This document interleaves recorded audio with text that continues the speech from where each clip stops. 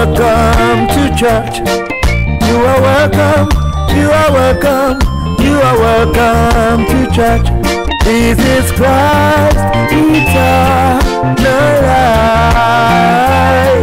Our own church to be. And where you say welcome, yeah, you are welcome to church. You are welcome. Yes, you are welcome.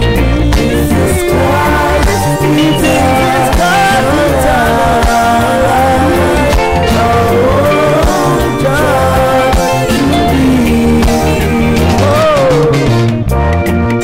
one fold, one shepherd. Voice of Redemption by Grace of Christ Eternal Life Mission, Ibadan, Nigeria.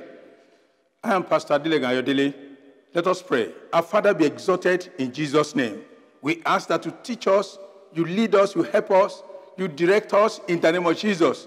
Let your word have much impact, even now, in the name of Jesus. And let your name be glorified. In Jesus' name, I have prayed. Amen.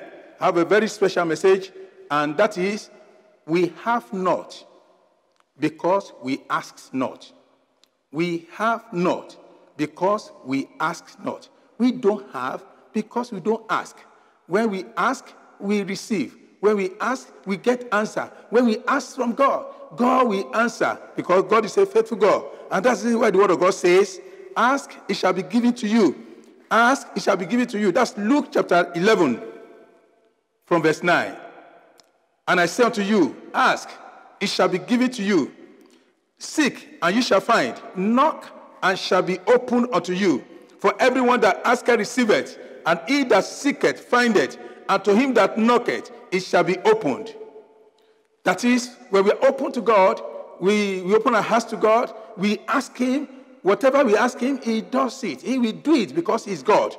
He's a living God. He hears his children. He's able to answer them. The word of God says, verse 11, that's Luke 11:11, if a son shall ask bread of any of you that is a father, will he give him a stone? A son will ask bread, food from his father. Will that father give him a stone? I've not seen any father like that, or any mother like that.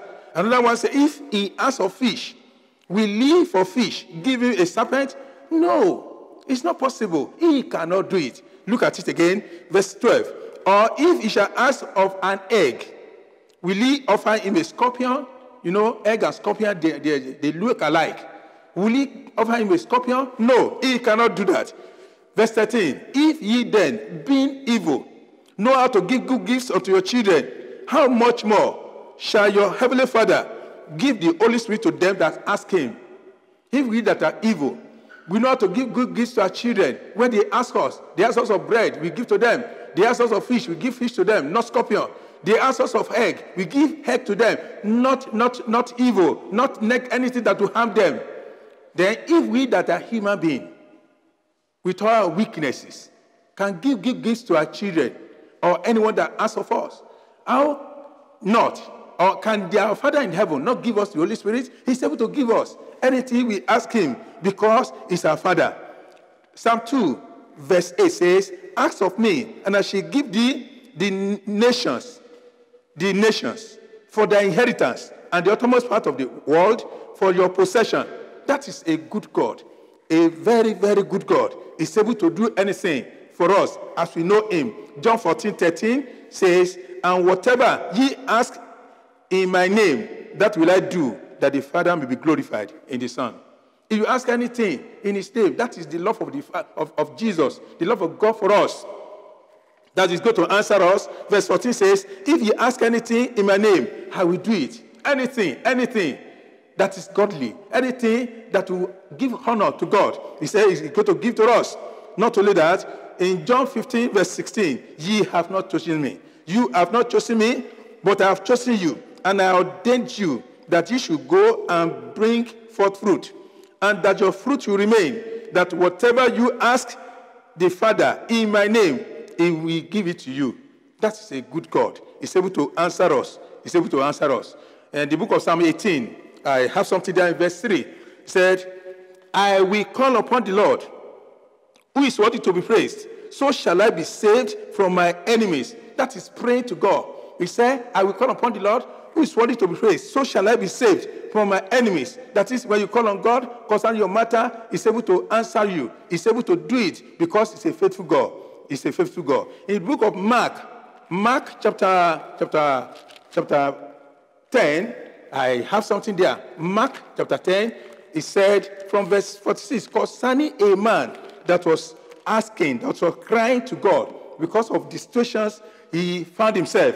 He just heard that Jesus was passing by, and he asked, yes, what happened? He said Jesus was passing by, and he cried unto God, the man Bartimaeus. In Luke 10, from verse 46, and they came to Jericho, and as he went out of Jericho with his disciples, a great number of people, blind Bartimaeus, the son of Timaeus, sat by the highway side begging. He will not beg. In the name of Jesus. He said, and when he heard that it was Jesus of Nazareth, he began to cry out, saying, Jesus, thou son of David, have mercy on me. God will have mercy on you. God will answer your prayers. God will change situations from today in the name of Jesus. And many charged him that he should hold his peace. And many people were saying, stop, don't cry, don't shout, don't disturb us here. We are busy. We are going to other places. We are not concerned about you. Stop shouting. Stop calling. Jesus is not ready for you. Stop. And he shouted. Bible says, verse 47b, he said, Jesus, thou son of David, have mercy on me. He cried. He cried the more, thou son of David, have mercy on me. And Jesus stood still. Concerning your matter, Jesus will stand still today because he wants to hear you. He wants to answer you. Jesus stood still and commanded him to be called. And they called the blind man, saying unto him, be of good comfort, rise, he calleth thee. Good news will come to your life this month, even this year. In the name of Jesus. What did he do? And he, casting away his garment, and rose up and came to Jesus. He rose up and came to Jesus. He removed the garment of begging and ran to Jesus. And verse 51 says, and Jesus answered and said unto him, what wilt thou that I should do unto thee? What do you want from God? Have you been asking things from God? God is able to answer you. What do you want God to do? Are you going to keep silent forever? If you keep silent, things will be so bad. If you don't talk at all, things will be so bad. What do you want me to do for thee? The blind man said unto him, Lord, that I may receive my sight. He knew what he wanted. And he cried unto the Lord, I want to see like others are seeing. I don't want to remain blind. You should not remain poor. You should not remain a failure. You should not remain in sickness or disease. It's important. And Jesus said unto him, go thy way, thy faith has made thee whole. And immediately he received his sight and followed Jesus in the way. Immediately, the miracle came to him. And very important, the miracle came to him. Today, immediately, you will receive your miracle. In the name of Jesus, you will not be a failure forever. Even if you are failed, you are going to rise up. Why do you think that people are not receiving? We have not because we ask not. There are so many reasons why we don't have. Let me just mention a few because it's going to help our faith. We don't receive because we are ignorant of what to ask. That man asked for sight and he got sight. We are ignorant of how to ask and how to ask, when to ask, where to ask, and the needful to ask. And therefore we have not. When we are ignorant of a thing, you don't have that thing. It's important. It's important. Some think that God will be too slow to step into their matters. Some think that God will be too slow, and therefore they go to lesser gods. Therefore, they go for alternatives. Therefore, they become slaves of prophet because they do not understand. They do not know that they are thinking that God is too slow. The way of God is the best way. You better rely on God. Many people lose focus of God and will not ask him to intervene to their situations. They lose focus of God. Do you lose focus of God? Don't lose focus on God. Focus on the living God. He's able to answer us. Another point is we are too dependent on our knowledge. And therefore we will not ask where we should ask. We are too dependent on our science, on our inventions. Look at the woman that was sick for 12 years, the woman with the issue of blood. Now, she had gone to different places. No solution. And the case became worse. And at last, she decided, let me go to Jesus Christ. And when I touch the hem of his garment, I'll be made whole. She now came to Jesus, and God answered her. God changed the situation. God healed her infirmity. God will heal you in Jesus' name. God will heal your life in Jesus' name. And it's important. And we should know that. Another point is we don't know the Lord and the power of his resurrection. If we know the Lord and the power of his resurrection, then when we ask him, he will do it because he's a father. He's a loving God. It is the power that raised the dead to life. The power of resurrection and life in Jesus Christ. It is the power that can raise the dead to life, that can change situation, that can change destiny. And that's the reason we have to really come to him. Not that alone. We do not ask because we do not see. We do not see far. The more you see, the more you understand, the more you think of asking God, and he's able to answer. And we are too busy with the ephemeral things. So we have no time to even ask God. We have no time to even ask God. We think it is too small to ask God. How can we bother God with these small things? Hey, let me tell you, nothing is small. Ask God, even the smallest of all things. Ask God. He's able to answer. We look at it that is too big. Can God do this one? Yes, God is able to do it. That's not too big for him. With God, all things are possible. He's a great God, and he's a good God, and he's able to answer us. We do not ask because of wrong ideology, wrong mentality, because of our skepticism. We do not ask, therefore, because of our narrow-mindedness, and therefore we do not receive because of these issues. Because we walk in disobedience to his word, we will not be able to ask because we have the guilty conscience in us that even when we ask, he will not answer because we are not obedient to him. You need to be obedient to the Lord, and God is able to answer. Even when we are lazy, we are indolent, we are unserious, and full of procrastination, we will not be able to ask and not be able to answer us because we are lazy to fast, lazy to pray, lazy to do so many things. There are certain things you need to ask God, and you put fasting, real fasting to it, that this thing can be done. And God will look at us. Are we really ready for what we are asking for? What we are asking for? We are sunk in the miry clay, in the waters of life, in the fires of affliction. And we are not able to ask God because we are so encumbered with the problems we have. We ask not because no one is there to help us to ask. No one is there to push us. Push your children. Push your spouse. Push them to go to God, to begin to ask things from God. And God is able to answer us because God is able to answer us. Now, we don't ask and we don't have because our forefathers died in their calamities. We think we are going to die like that. No, you are not going to die in your calamity. You are not going to die in your storm. You are not going to die in your trouble because God is able to answer us. Another point is being haunted by the past happenings. What has happened to you? What have you passed through?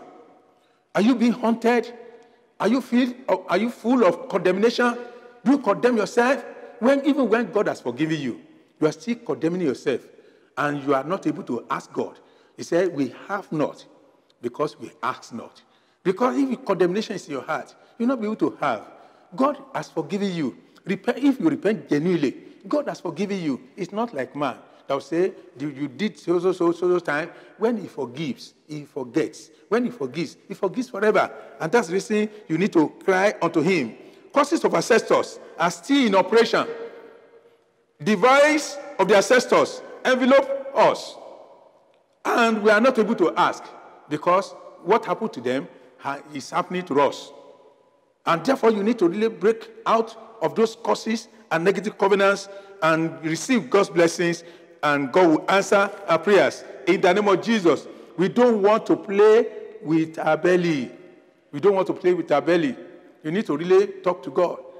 If you want to really receive something tangible from the Lord, as you are diligent in your business, in whatever you are doing, then be able to really pray and fast, and God will answer us. May God bless us in the name of Jesus. Bartimaeus cried unto the Lord, and as he was crying, they stopped him, saying, "No, don't cry, don't say anything." But God answered. God stepped into the matter. And God stood and called him, and God asked him what he wanted, and God answered him. What do you want from the Lord? God is able to answer you, because this is the time for God to see you through concerning your problems. The Israelites cried unto the Lord when they were at the Red Sea, and then the Egyptians were after them. They cried unto the Lord, and God spoke to Moses. What is in thy hand? He said, rod. He said, stretch it to the sea, and the sea will divide for you, and you'll be able to pass through the dry ground. It happened, and Moses told the people, do not fear. The Egyptians you saw today, you will not see them again. The problem you saw today, or you are in today, you will not see them again, because God will answer us. You're going to pray now. Just offer these two major prayer points. Number one is, whatever is working against my faith in God, be removed in the name of Jesus. Pray to God like that. Everything that works against my faith in God, be removed. Everything the devil is using to disturb my prayers, be removed. Every form of condemnation, be uprooted in the name of Jesus. The second prayer, you're going to speak to God concerning your life. That particular thing you are asking, that particular thing that is agitating your heart, that particular suffering, that particular problem, commit this to God, and He's able to answer. And I pray on it. Say, Father, I pray today that God step into my matter, step into my marriage, step into my work, step into my family, step into everything I do. Let not the enemy prevail. Help me, O God, to achieve my aim through your mercy and power. In Jesus' name, we have prayed. Let us pray. Our Father, be exalted in the name of Jesus. You are a wonderful God. We want to ask, and we want to see the results. Lord in heaven, the word says, ask, it shall be given to us. We ask for your favor, even today, in the name of Jesus, that the remaining part of this year, there will be no weeping in our families, in the name of Jesus. You are going to see good days, in the name of Jesus. Bible says, weeping may endure for a night, but joy cometh in the morning. Your joy will come now, and things will go better, and you will praise the name of the Lord concerning your life, concerning your family, concerning that child. In the name of Jesus, I pray for your health, that you are healed even now by the Holy Ghost. In the name of Jesus, that job you are looking for will come. In the name of Jesus, that marriage will come. In the name of Jesus, the spouse you are waiting for from God will come. In the name of Jesus, I pray and I cancel that bad dream, those evil visions and revelations, satanic prophecies, I cancel them in the name of Jesus. I know you have heard me. I know you're going to hear him or her in the name of Jesus. And it is well. From today, let there be testimonies. In Jesus' name, we have prayed. Amen.